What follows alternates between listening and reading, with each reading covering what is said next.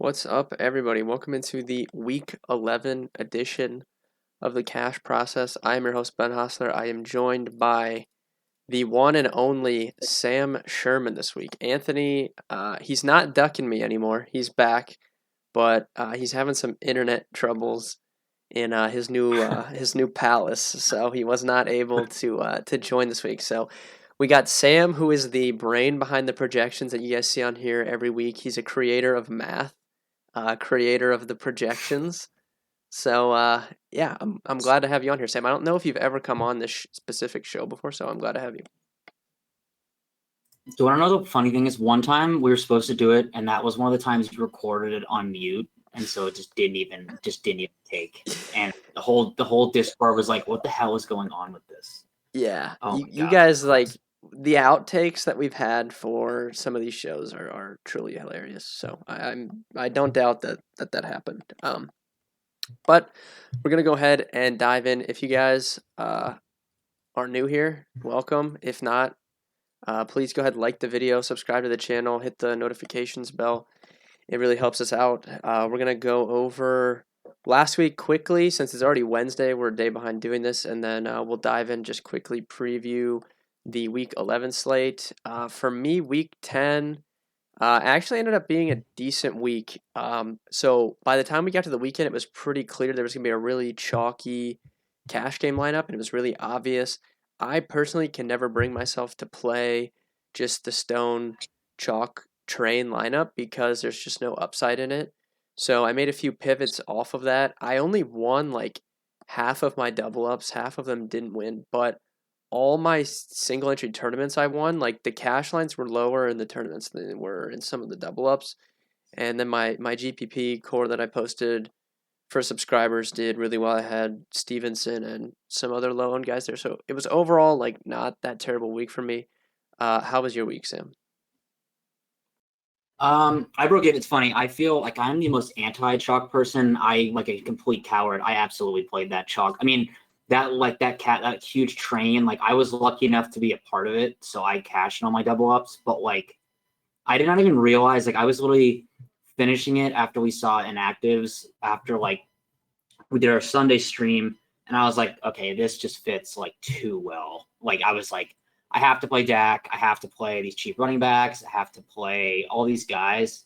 And I didn't even realize how that may have been the chalkiest cash lineup I've ever seen and that I've ever played in my entire life. So I don't Yeah, know. I I mean, don't. It I don't hasn't been love. I that don't know about chalky you, since week one, dude. It was crazy. dude. Like That week was one insane. was like pretty I didn't obvious, but dude, it was crazy. In week like. 10 for I sure. literally had the nine highest. I had the nine highest owned guys in double ups. Like that was just insane. But I mean, it worked out. My tournament team, dude.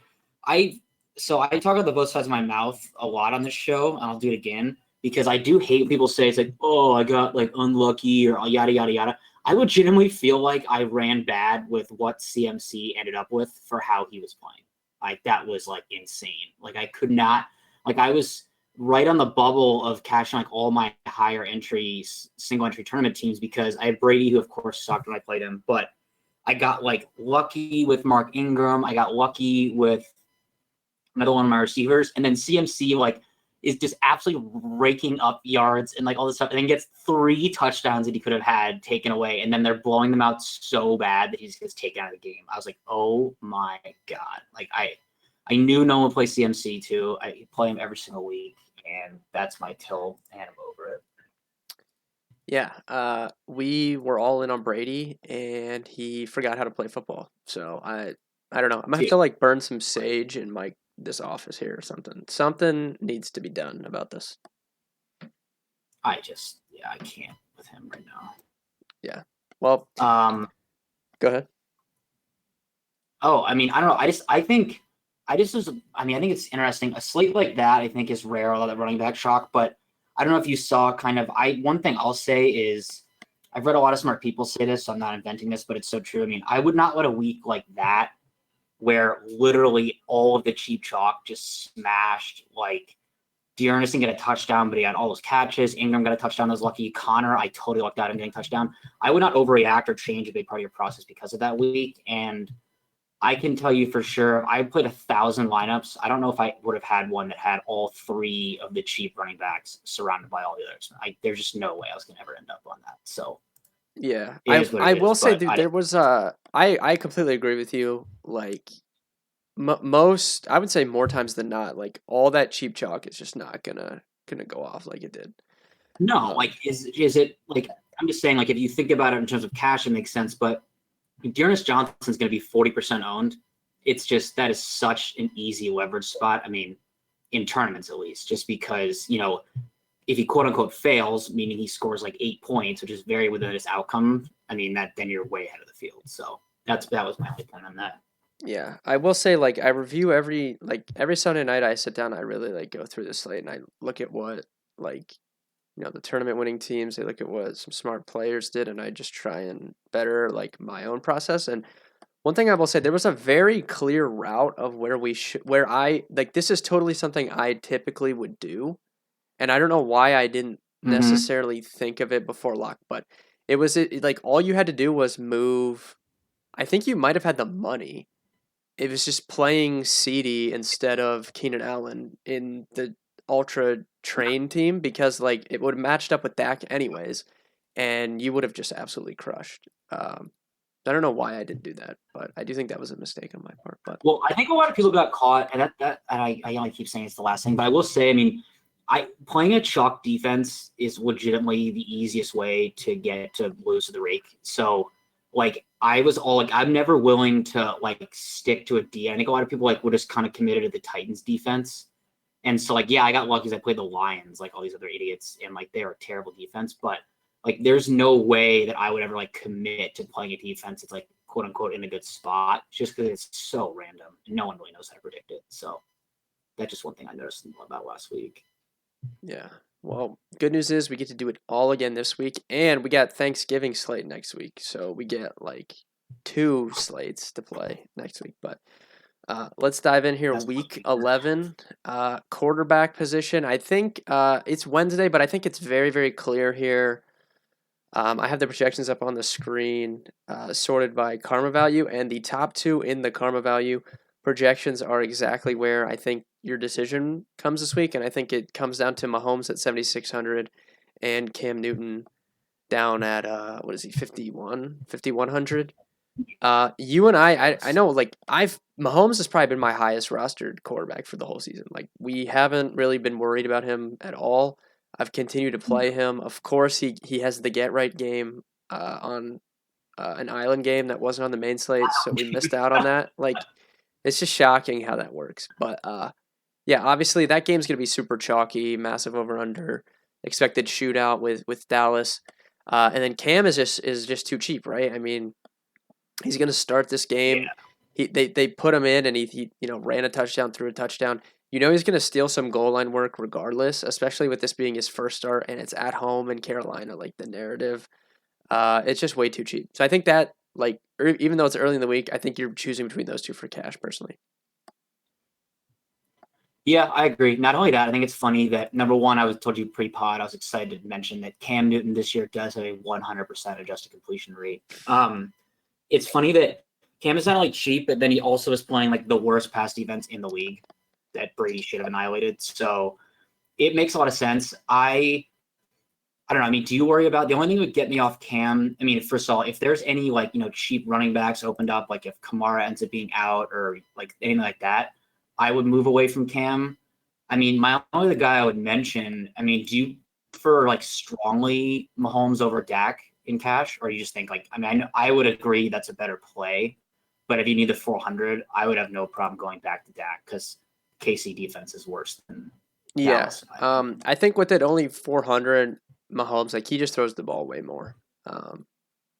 So I like to get him because of the pass Mm-hmm. attempts, but it's Yeah. clear that game's gonna be chalk. Cam literally probably stinks. No denial Oh, there. yeah, But totally. dude, I mean it's at home. Like his first game, like that place is gonna go crazy when he comes out. It's like the double like narrative because you get the revenge game against his former coach Ron Rivera, and it's like his like homecoming like first game back. It's like everything's setting up, and he's just cheap. Like Probably you don't want to play him in Yeah, and tournaments, honestly, but for cash, it's just no, like exactly. don't overthink it. And honestly, even if he stinks and has a bad arm, which he probably does, he does. And I'm not saying he's like Lamar, but in a much worse Lamar way. Like he does carry a semi decent floor because, like you said, he does rush. I mean, he Yeah, rushed like 3 or 4 times in that game last week, and he only played like what 5 snaps or something. So I think that he does. It makes the most sense for cash, definitely. yeah. I have made way worse plays in my days than $5,100 Cam Newton. I mean, so I'm not even gonna hate on his actual playing ability because I've played some pretty bad real life quarterbacks in DFS. Oh yeah, So oh yeah. I'm not even gonna Mm-hmm. hate on him that much. But all right, I think that about does it. We'll go more in depth on tomorrow's video and as far as like tournaments and leverage plays, all that stuff. Running back, I'll let you lead off here. I think like McCaffrey at 8,900 is like a clear, like we want to lock him in. But you can go ahead and kind of dissect your early thoughts on running back here. Yeah, I mean, make sure we always. This is a disclaimer to take advantage of when people, for some unknown reason, don't play Christian McCaffrey because it's hilarious. I mean, he literally, no one can top his usage. I would say, I think the clear, and I say cleared, I guess to me. I mean, I think he will be chalk, but AJ Dillon, he was already scoring a ton of points and being used a decent amount for backup when Aaron Jones was like the starter. And now that Aaron Jones is out, AJ Dillon makes a ton of sense. I don't really worry about any, game script, anything, because he does catch a lot of passes as it is. Like I said, he hasn't even been the starter, and I don't really fear Minnesota in any sort of way. So I think Dillon makes a lot of sense. I actually think, Ben, you're a better cash game player than I think DeAndre Swift is a great cash play, but I'm curious if you think people will go back. I actually think James Conner is like just as good a play as last week. He sucked last week, and I got really lucky, like I said, to have him get that touchdown at the end of the game when it didn't mean anything. But I still think Conner, assuming Evans is out, I mean, he just gets so many carries like in the red zone area, and assuming Kyler's back, I don't think they want to get him hurt. And if he's not back, I think it makes all the more sense at basically the same price he was last week. So those are kind of where I'm thinking for running back.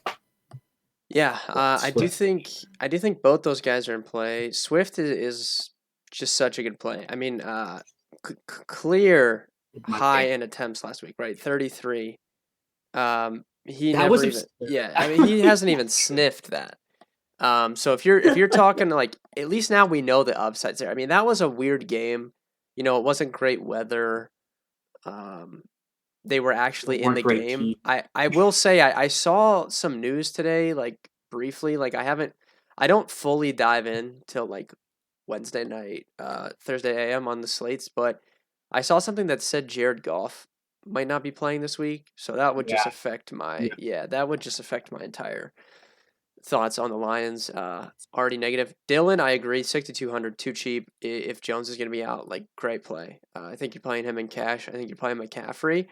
I will say I don't think like if you look at this, I think the Browns have a tough one against the Ravens next week, and they're playing the Lions Mm-hmm. potentially without uh without Goff. Easy game, like they're at home. I don't. They're not going to hold Nick Chubb out, but I don't think it's like a given he gets cleared to play in this game because he's still on the COVID list and it's what Wednesday. I don't think he's off it yet. Mm-hmm. So I mean, we'll wait and see We if. could probably agree to lock Yeah, in yeah. Dearness. Dearness would be a lock if he's out, but I'm assuming he'll probably get cleared. I don't know. Many guys haven't missed 2 games for that, but we'll wait and see. I don't know. And then I want to bring up David Montgomery because I don't know if he's going to get a ton of like ownership truly just Mm-hmm. because of the matchup, but he's at home. He's only 5,500. I mean, this dude when this guy's been healthy this season, like his role has been one of the best in the league, and he gets red zone looks. Uh, Chicago's offense has been looking a little Yeah, bit better. I don't have him in the. Yeah, my bad. I don't have him in the projections right now just because he hasn't been officially in my kind of like auto win this. But I agree. Ravens run D sucks. People like don't really realize that. Like their run D blows. Yeah, I actually like. I think that's an interesting play. Do you see anyone like as far as like value goes? So the one I'll say, and obviously there's a lot up in the air. I saw that Eli Mitchell is getting something done on his finger, but they think he still could play. Jeff Wilson Jr. is like really good. So if he ends up being like kind of the guy, because we all know for some unknown reason, Shanahan just hates Trey Sermon's guts. No one knows why. But if Eli Mitchell is out, I would definitely play Jeff Wilson Jr. I'm not sure what you I mean, I think he had like 10 rush attempts last game. I mean, that being said, if Eli Mitchell is fine to go, we know that Shanahan likes to kind of just find his guy and use him. And I don't think Eli Mitchell's a terrible play at 58 if he's at full go. That's the only other guy I can think of in terms of value, but like 4K, unless you're going to play some Deontay Foreman. Yeah, I mean Gaskin's popping here a little bit in the projections for 57, but I personally I don't know. I mean, we'll see. I just feel like a running back against Baltimore is never going to be like stone chalk. But 5,500 is way too cheap for Montgomery at home. Like I'm gonna be way overweight on him. I think. So. I mean, I'm just glad you brought up Gaskin. I didn't have to because they are playing the Jets, who have averaged 40 points against from running backs per game. Let's just let that sink in. Yeah, I mean, I'm not a Gaskin guy, but I can't deny he's in play at 5,700 for sure. Yeah. I just preferred Montgomery, but I think they're both in play. Mm-hmm. All right, we can switch over. Let me pull wide receiver projections up here. So so what is like your process? I think this is a good question just in general for like the entire viewership, but like when do you start fully diving in? Obviously you're cranking the projections out fairly early in the week around Tuesday, so Anthony, I can get on here and do these videos, but like when do you fully dive in? Because I think for me personally, like in years past, like I mean, we're in tune and we're grinding the news and stuff always, and we know what's going on, but I've really this season tried to like I haven't been doing my articles till Friday. Like I try and wait until we get that injury news on Friday because I found that like if I do too much stuff early in the week, I get too set on stuff and it just ends up bad. So I've been trying to wait till like Friday this year to like really get cracking. Yeah. It's funny you asked that because I was talking about this with a buddy of mine the other day, and last week would have been a good example where I made a joke in Discord how like I don't even know why I did anything till Sunday morning because the entire slate changed. But I kind of tried to, I kind of really try to dive in. I have my initial ownership up now, and I kind of have a better first run kind of towards Wednesday evening, Thursday morning, and I get set to start my article. It's when I dive in a lot. But what I've tried to do this year is because I'm kind of the opposite where I think I let late news and, more recent things I'm listening to or reading about or stuff like that influence too much because it is the most recent. And so I've tried to kind of make some sort of a process where I write down like my reasoning why I like this guy when I put him like on my like, larger player pool that I dwindle down. And that's helped me like last week. It wouldn't have liked me ever, but I wrote down Ramondre Stevenson on like Wednesday if Damian Harris is going to miss. And it ended up being everyone kind of knew about it, but that was the kind of guy I was like, okay, well, if he misses, like that's a pretty sharp play, I think, around the same cheap chalk. So that's kind of how I've done it. But I will say I don't think that process is as useful for running backs just because unlike wide receivers or any other position, I think running back, when a guy is thrust into a role like Dearness Johnson is, like kind of any prior analysis kind of goes out the window in terms of cash games because you just can't pass up volume at that kind of price. So that's my overarching thoughts. Yeah, it's an interesting dynamic because they're like I've talked about this on this exact video before. Like I truly think I should have only like 1 or 2 losses in cash this year. Like I've made a lot of like just overthinking mistakes on the weekends. So it's an interesting dynamic, and you have to find the balance and you have to find what works for you. But we can get back on here, start talking about receivers. Before we dive in, I just want to mention I know he's on IR, but can we just point out that Hunter Renfrow costs more than Julio Jones on DraftKings? Like it's just so funny to me. Yeah. I also know he's on IR, but like Devontae Parker is 4,000. That's just kind of funny. Yeah, it's weird. Because like if I look at the portal, I'm like he averages like 8 targets a game, and he's like 4,000. I thought that was hilarious. Top tier. Where are you looking? We know the Chiefs Dallas game's going to be super chalk. So you're going to want to get some of those Yeah, guys in. Probably want to play Tyreek for sure. But yeah. I think Ty Scum is the play in cash. I will note. I mean, honestly, we're picking hairs here, but I mean, Devontae Adams in a dome. And now we have no Aaron Jones. Like, oh my god, like this guy could catch 50 balls. So I think Devontae Adams is more than viable in that spot. I mean, those are like expensive guys. I never play Diggs or AJ Brown in cash. That's just kind of a me thing. I think AJ Brown is the wide receiver equivalent to Aaron Jones, where he's priced normally for what his massive ceiling is, which is very possible, but he's never priced like a decent value, if that makes any sense. So if I'm not going Devontae Adams or Hill, and I'll probably at least one of them, I would just drop down to who I think is a way too cheap Lockett, a way too cheap DJ Moore, and then obviously the best wide receiver in the league in T. Higgins. So that's kind of my thought. Dude, T. Higgins is so good. Like that was obviously a joke, but like, why is he still 5,400?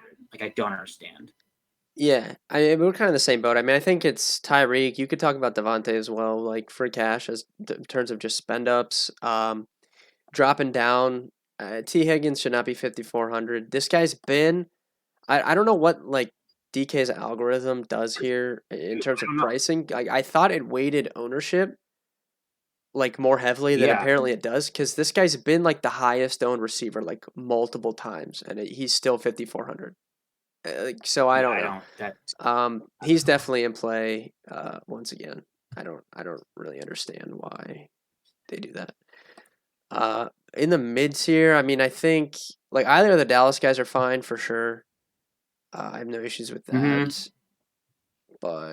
And I'm But curious if you. I think the one that stands out from a value would be besides Gallup. I think Beasley. I don't really understand why they dropped his price so much. That was a little random, but that's the kind of play where, like, again, it's why I sometimes fail in cash is because, like, if you could see someone like Beasley getting really popular at 48. I mean, I get it, but he has a really wide range of outcomes.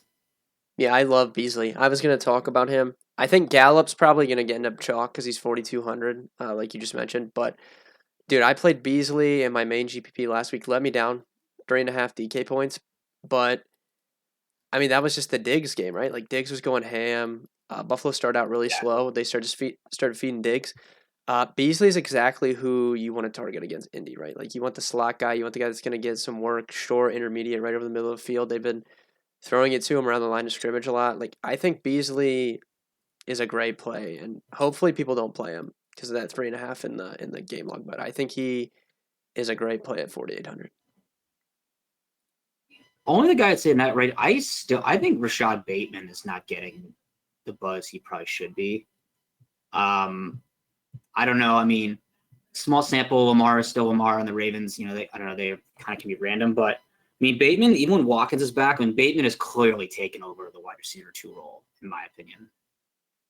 Yeah, yeah, I I agree. think Marquise Brown is a man, but Rashad Bateman has run a route now on 95% of Lamar's dropbacks. So he's averaging 6-7 targets a game. Again, I know it's a small sample, but like high A dot, he's not really involved in the red zone. Then again, that's a lot of Lamar anyway. So I think Bateman is in the conversation. I wouldn't say I would still say I prefer like Gallup because of the offense, things like that. But I think Bateman is at least interesting. Yeah, you could talk me into some Ayuk, I guess, at Oh, I thought you 5K. talked to the way better guy. What about our 3,500 Marcus Johnson, who's now a wagon? Yeah, if you want to go all the way down, uh, with Julio on I think IR, that's just I do yeah, think that's that's just like if interesting. you wanted to play Devontae, Tyreek, C-Mac, maybe you might need something like that. Yeah, I'm I'm not. definitely not Yeah, advocating that you type. probably don't need to go there in cash if you're playing Cam, but that's someone that's gonna like pop. I think for value and projections, like in like people that just strictly what do they call them? The hand builders, like just strictly look at the game Yeah, logs. People that aren't using any yeah. like they're just getting in there and just like making it seem like definitely will probably be on that. But The only guys I wanted to ask about, do you have any interest in DJ Moore? Has he peaked at what high sevens and now he's 5,900. Do you have any interest in DJ Moore? yeah, I don't I don't think I would play DJ Moore in cash. Yeah, Even I don't know, 5,900 is really cheap. But even if I'm using Cam, I'm not using Cam because like Cam is not someone I'm you're actively stacking. looking to stack. Like I just want him to run a touchdown Hmm. in, maybe and like get me Yeah, at yeah, 5K, get me close to 20 DK points. I 12. would be happy, like Yeah, so happy. yeah, yeah. That's a good point.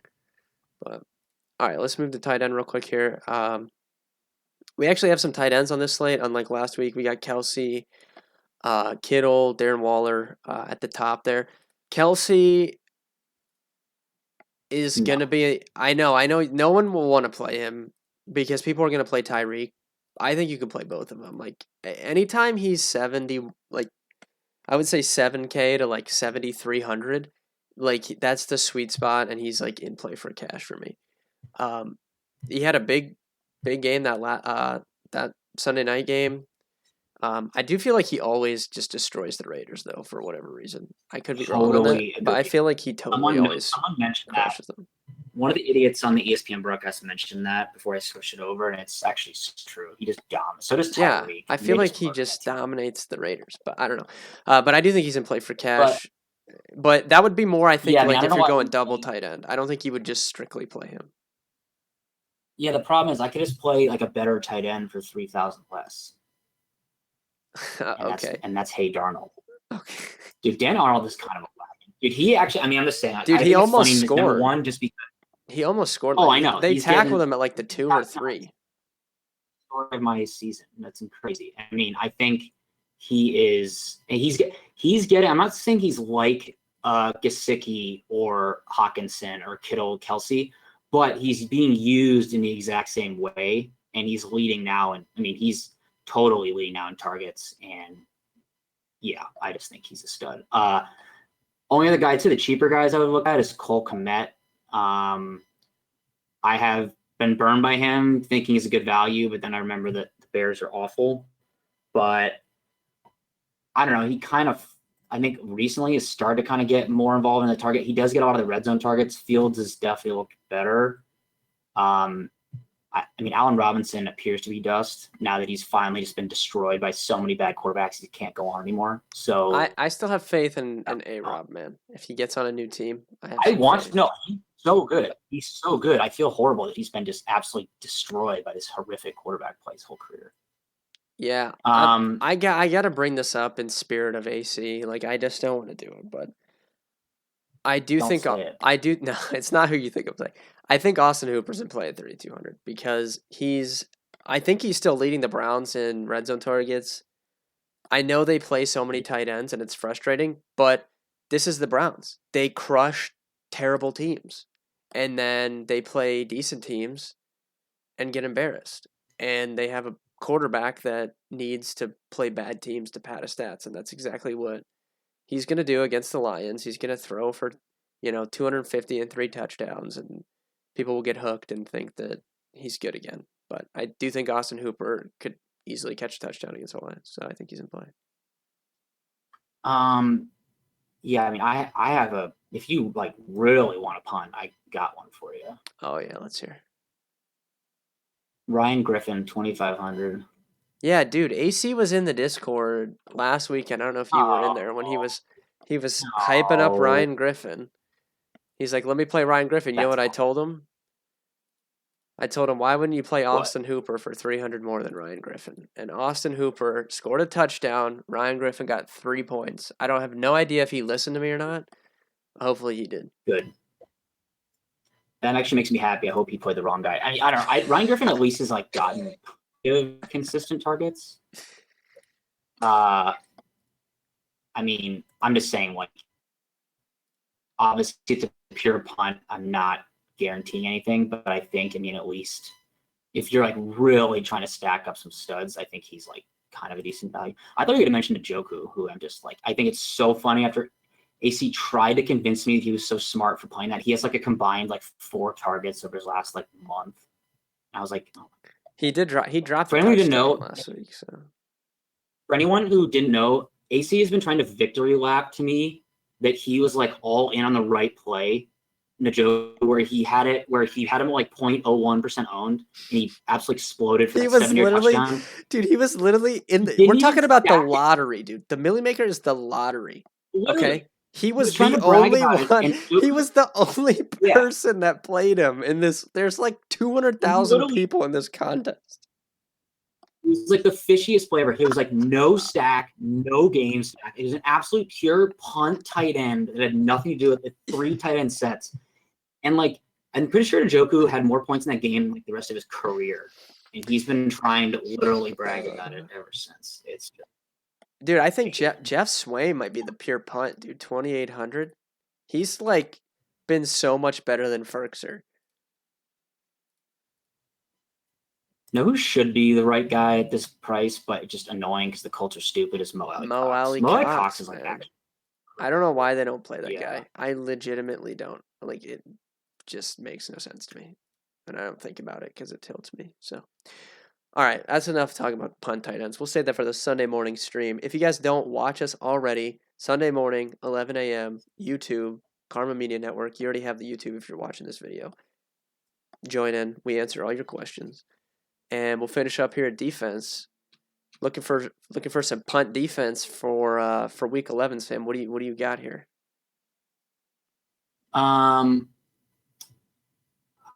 Okay, so I'm always fine punting defense. I don't know why, like since they're always like almost the man. I mean, the Lions, like the Browns, I think are being a little like overratedly called bad. I mean, because they just got destroyed. But like if Chubb doesn't play and like Baker's hurt and you got on the case Keenum, I think the Lions are like a fine enough punt because I think people overrate how much points against matter. It really doesn't. It's more about turnovers. But it's not the Lions. I'm fine playing Washington because, like I said, Cam might stink.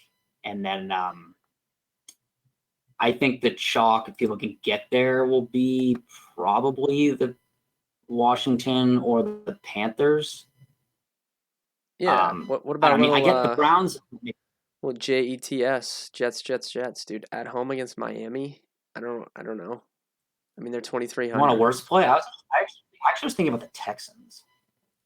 Yeah, it's pretty much confirmed we're gonna be playing an awful defense. Although Browns at 3,100 against the Lions, if there's no Goff, that's gonna be like the chalk. No, that's it. Yeah, it just all matters. For instance, like if the Browns are going to be less than like 10% owned in tournaments, like that's an obvious play to me. The problem is in cash, I'm always like trying to get more value from the non-defense guys. So I don't know if I'm going to pay up, but I mean, I don't know. The Bears defense has been bad. They still have a good line. Their adjusted sack rate is second on the slate behind the Panthers. I mean, Lamar is not immune to bad games. So we just saw that. So honestly, like I could legitimately see myself playing any defense 27 or below with the exception of the Raiders or the Chiefs. Yep. Yeah, we'll see. I mean, Browns are probably going to end up being chalk. You probably have to play them in cash, I would think. Do you think the Panthers will be? I just think the Panthers are just because they are actually a decent defense. I think people were all over them. Then they thought they sucked. Yeah. And they still. Yeah. They're not like elite. Panthers I could see, I guess. But like if I don't know who do the Lions have like Tim Boyle, dude. Like it's going to be like Browns at home. It's Tim Boyle. Like they actually can get turnovers. Like they haven't, but they have like Garrett and stuff. Like that would be like a scary fade to me for cash because I could see them scoring touchdowns. But then for tournaments, like I obviously wouldn't play any of them if they're going to be chalk. But you always have to play Vikings. Yeah, Vikings. You could talk me into, I guess, for sure. 2,300. All right, thank you guys for watching. Be sure to like the video, subscribe to the channel, hit the notifications bell. We do appreciate it. Good luck in week 11, and we'll see you on the next video.